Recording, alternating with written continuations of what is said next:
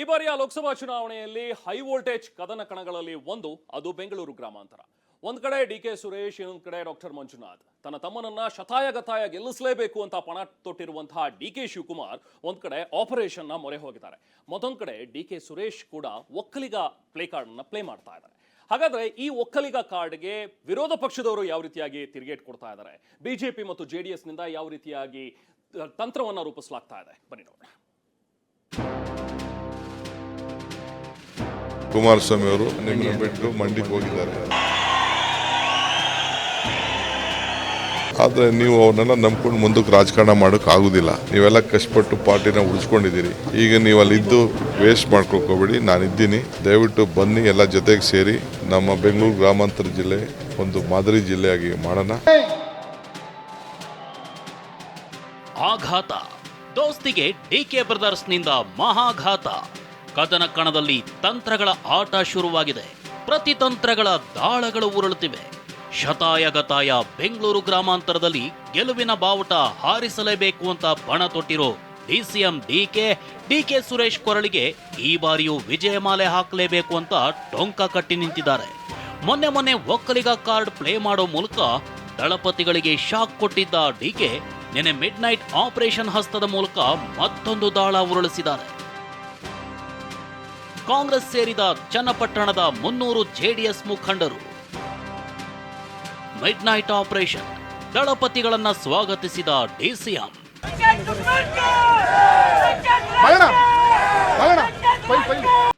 ಸಂಸದ ಡಿ.ಕೆ. ಸುರೇಶ್ ಗೆಲುವಿಗೆ ಶತಾಯಗತಾಯ ಪ್ರಯತ್ನದಲ್ಲಿರೋ ಡಿ.ಕೆ. ಚನ್ನಪಟ್ಟಣದಲ್ಲೇ ಎಚ್ಡಿಕೆಗೆ ಶಾಕ್ ಕೊಟ್ಟಿದ್ದಾರೆ. ಅಕ್ಕೂರು ದೊಡ್ಡಿ ಶಿವಣ್ಣ ಸೇರಿ 300ಕ್ಕೂ ಹೆಚ್ಚು ಚನ್ನಪಟ್ಟಣದ ಜೆಡಿಎಸ್ ಮುಖಂಡರಿಗೆ ಗಾಳ ಹಾಕಿದ್ದಾರೆ.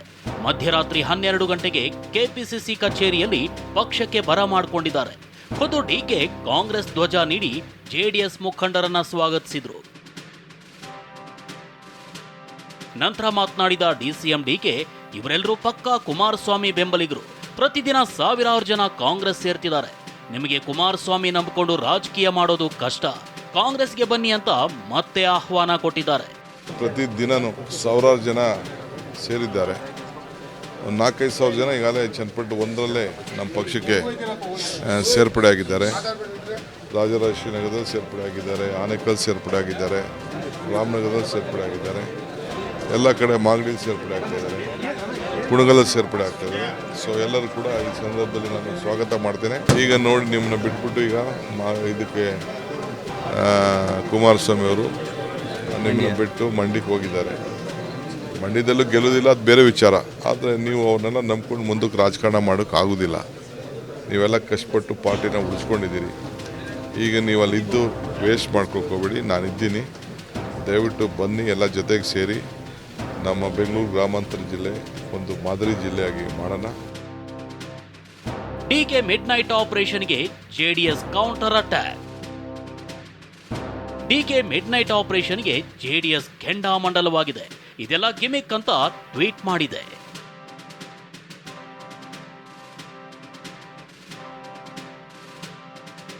ಡಿ.ಕೆ. ಬೆನ್ನಲ್ಲೇ ಒಕ್ಕಲಿಗ ಕಾರ್ಡ್ ಪ್ಲೇ ಮಾಡಿದ ಡಿ.ಕೆ. ಸುರೇಶ್. ಡಿಸಿಎಂ ಡಿ.ಕೆ. ಬೆನ್ನಲ್ಲೇ ಒಕ್ಕಲಿಗ ದಾಳ ಉರುಳಿಸಿದ ಡಿ.ಕೆ. ಸುರೇಶ್, ಒಕ್ಕಲಿಗ ನಾಯಕತ್ವ ಯಾರ ಸ್ವತ್ತು ಅಲ್ಲ. ಇಂದು ಜೆಡಿಎಸ್ ನಾಯಕರು ಯಾರ ಸರ್ಕಾರ ತೆಗೆದ್ರೋ ಅವ್ರ ಜೊತೆ ಹೋಗ್ತಿದ್ದಾರೆ ಅಂತ ಕಾಲೆಳೆದಿದ್ದಾರೆ. ಒಕ್ಕಲಿಗರ ನಾಯಕತ್ವ ಯಾರ ಸ್ವತ್ತು ಅಲ್ಲ, ಅಥವಾ ಬಗ್ಗೆ ಡಿ.ಕೆ. ಶಿವಕುಮಾರ್ ಅವರು ಆ ಭಾವನೆಯನ್ನು ಇಟ್ಕೊಂಡೂ ಇಲ್ಲ. ಇವತ್ತು ಏನು ವಿಚಾರ ಇದೆ, ಹಿಂದೆ ಸರ್ಕಾರ ತೆಗೆಯುವಂಥ ಸಂದರ್ಭದಲ್ಲಿ ಯಾರು ನಾಯಕತ್ವ ವಹಿಸ್ಕೊಂಡಿದ್ರು ಅವ್ರನ್ನ ಕರ್ಕೊಂಡು ಮಠಕ್ಕೆ ಭೇಟಿ ಕೊಟ್ಟಿರೋ ವಿಚಾರನ ಪ್ರಸ್ತಾಪ ಮಾಡಿದ್ದಾರೆ ಹೊರತು ಬೇರೆ ಏನೂ ಇಲ್ಲ.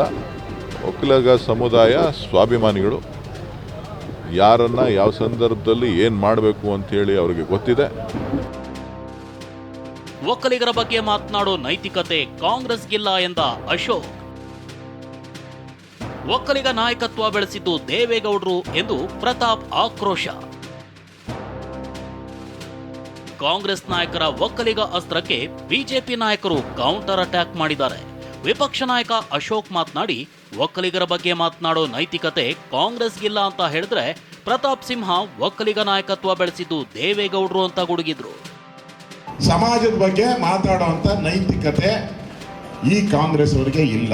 ನಮ್ಮ ಮಠ ಯಾವುದೋ ಒಂದು ಜಾತಿ ಮಠ ಅಲ್ಲ, ಎಲ್ಲ ಸಮುದಾಯನ ಪ್ರೀತಿ ಮಾಡೋ ಮಠ ನಮ್ದು. ಒಕ್ಕಲಿಗರು ಅಂತ ಹೇಳಿದ್ರೆ ಎಲ್ಲ ಸಮುದಾಯನ ಪ್ರೀತಿ ಮಾಡೋರು. ಆ ಸಮುದಾಯನೇ ನೀವು ಇಲ್ಲಿಗೆ ತಂದುಬಿಟ್ಟಿದ್ದೀರಲ್ಲ, ಯಾವ ಮುಖ ಇಟ್ಕೊಂಡು ನಮ್ಮನ್ನು ಓಟ್ ಕೇಳ್ತಾರೆ ನೀವು? ಆದರೆ ಎಚ್ ಡಿ ದೇವೇಗೌಡರು ಜಾತ್ಯತೀತ ಜನತಾದಳ ಅನ್ನೋ ಒಂದು ಪ್ರಾದೇಶಿಕ ಪಕ್ಷವನ್ನು ಕಟ್ಟಿ ಇಡೀ ಭಾಗದಲ್ಲಿ ಸಂಘಟನೆಯನ್ನು ಮಾಡಿ ಇವತ್ತು ಪಕ್ಷವನ್ನು ಒಂದು ಸದೃಢ ಸ್ಥಿತಿಯಲ್ಲಿ ಇಟ್ಕೊಂಡು ಒಕ್ಕಲಿಗರ ಇಂಟ್ರೆಸ್ಟನ್ನು ಕಾಪಾಡ್ತಾ ಇರುವಂಥವ್ರು ಎಚ್ ಡಿ ದೇವೇಗೌಡರು. ಇವೆಲ್ಲ ರಾಜಕಾರಣಕ್ಕೋಸ್ಕರ ಸುಮ್ಮನೆ ಒಕ್ಕಲಿಗರನ್ನ ಬೇರೆ ಕಡೆಗೆ ಡೈವರ್ಟ್ ಮಾಡೋದಕ್ಕೋಸ್ಕರವಾಗಿ, ಒಕ್ಕಲಿಗರ ಮತವನ್ನು ಸೆಳೆಯೋದಕ್ಕೋಸ್ಕರವಾಗಿ, ಸಿದ್ದರಾಮಯ್ಯನವ್ರನ್ನ ಚೇರಲ್ಲಿ ಮುಂದುವರಿಸೋದಕ್ಕೋಸ್ಕರ ಇವೆಲ್ಲ ಆಡ್ತಾ ಇರುವಂಥ ನಾಟಕಗಳು. ಲೋಕ ಸಮರಕ್ಕೆ ದಿನಗಣನೆ ಶುರುವಾಗ್ತಿರೋ ಹೊತ್ತಲ್ಲಿ ರಾಜ್ಯದಲ್ಲಿ ಆಪರೇಷನ್ ಆಟ ಜೋರಾಗೇ ಇದೆ. ಈ ನಡುವೆ ಜಾತಿ ರಾಜಕಾರಣದ ಜ್ವಾಲೆ ಧಗಧಗ ಅಂತ ಉರಿತಿದ್ದು ಆರುವ ಲಕ್ಷಣಗಳೇ ಕಾಣ್ತಿಲ್ಲ. ಇದು ಮುಂದೆ ಯಾವ ಸ್ವರೂಪಕ್ಕೆ ತಿರುಗುತ್ತೋ ಕಾದು ನೋಡಬೇಕಿದೆ. Bureau report, TV9.